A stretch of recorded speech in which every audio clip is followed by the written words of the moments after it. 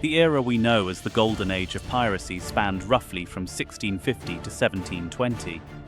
This period saw piracy thrive, especially in the Caribbean, the American colonies, and the western coast of Africa. Several key factors contributed to the rise of piracy during this time. First, European powers, particularly England, Spain, France, and the Netherlands, were establishing colonies across the Americas and competing for control over trade routes. The seas were teeming with ships carrying goods, gold, and valuable cargo, making them easy prey for pirates. On top of that, many sailors were discontent with their lot in life. The harsh conditions aboard merchant and naval ships, combined with the allure of freedom and wealth, drove many to a life of piracy. During the Golden Age, piracy wasn't just a job, it was a lifestyle.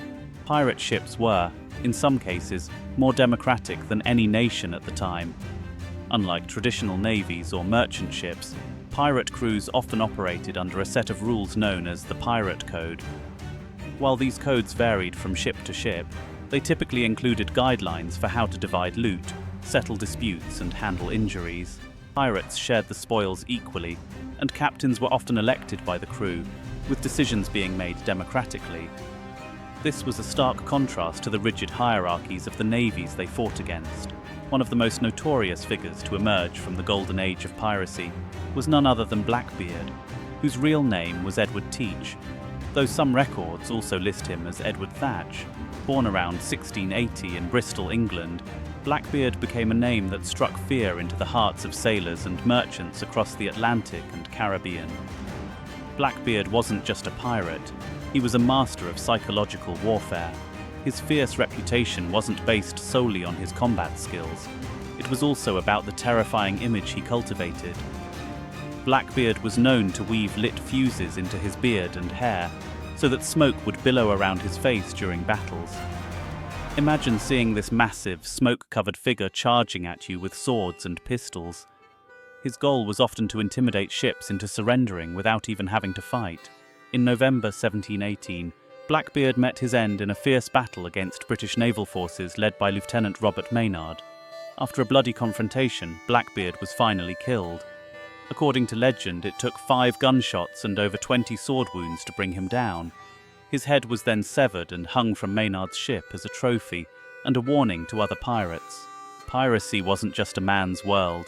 2 of the most famous female pirates of the Golden Age were Anne Bonny and Mary Read. Their stories challenge the traditional image of piracy as being dominated by men, and they were every bit as fearsome as their male counterparts.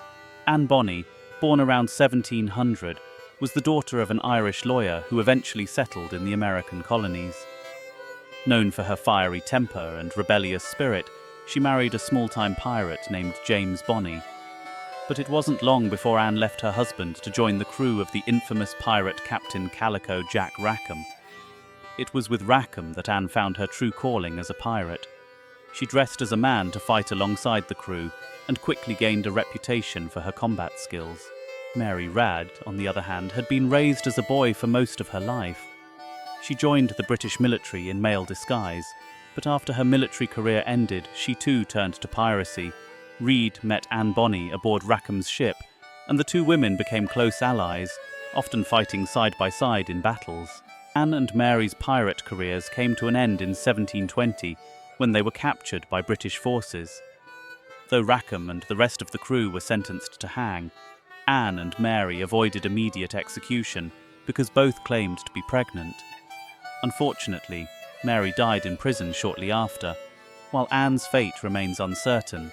Some believe she was quietly released, while others think she may have escaped. While the Caribbean often gets most of the attention when it comes to pirate history, piracy was a global phenomenon. One of the most powerful and successful pirates in history was a woman named Qing Shi, who operated not in the Caribbean, but in the waters of East Asia. Her story is one of the most remarkable in the entire history of piracy.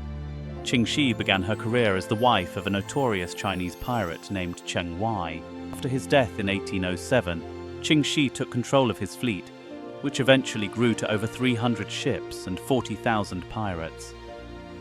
Under her leadership, the Red Flag Fleet dominated the South China Sea, terrorizing coastal towns capturing ships, and even extorting protection money from the Chinese government. Unlike many pirates who met violent ends, Qingxi retired peacefully. After several years of piracy, she negotiated a pardon with the Chinese government in 1810, allowing her and her crew to keep their loot in exchange for their surrender. She then went on to live the rest of her life in relative comfort, even opening a gambling house. Qingxi remains one of the few pirates in history to have successfully retired from piracy. Pirates have long been romanticized in popular culture. Thanks to books, films, and stories, we often picture pirates with parrots on their shoulders, buried treasure maps marked with an X, and eye patches covering battle scars. But how much of this imagery is actually true? Let's start with buried treasure. Despite what you might have heard, very few pirates actually buried their loot. Pirates typically spent their plunder quickly, on food, drink, and luxuries, since they never knew when they'd strike it rich again. The idea of buried treasure largely comes from fiction, most notably Robert Louis Stevenson's Treasure Island. And what about those iconic pirate flags? The Jolly Roger, with its skull and crossbones, did exist, but pirate flags varied widely. Some pirates used red flags to indicate no quarter would be given, meaning they intended to kill everyone aboard the ship they attacked. Others used unique symbols to strike fear into their enemies. Blackbeard, for example, flew a flag depicting a skeleton holding an hourglass and a spear next to a bleeding heart. As we've seen, pirates were more than just villains. They were complex figures navigating a harsh and unforgiving world. Many of them lived by their own codes of conduct, and some even rose to positions of power and influence that rivaled the very governments they defied. From the shores of the Caribbean to the South China Sea, pirates left an indelible mark on history, and their stories continue to captivate us. So, the next time you hear the word pirate, remember that their tales are far more than just swashbuckling adventures.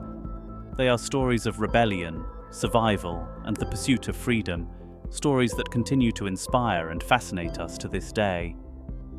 If you enjoyed this deep dive into pirate history, be sure to like, subscribe, and hit the notification bell to stay updated on our latest videos. This is Chronicles Uncovered, and we'll see you on the next voyage through history. So, the next time you hear the word pirate, remember that their tales are far more than just swashbuckling adventures. They are stories of rebellion, survival, and the pursuit of freedom, stories that continue to inspire and fascinate us to this day. If you enjoyed this deep dive into pirate history, be sure to like, subscribe, and hit the notification bell to stay updated on our latest videos.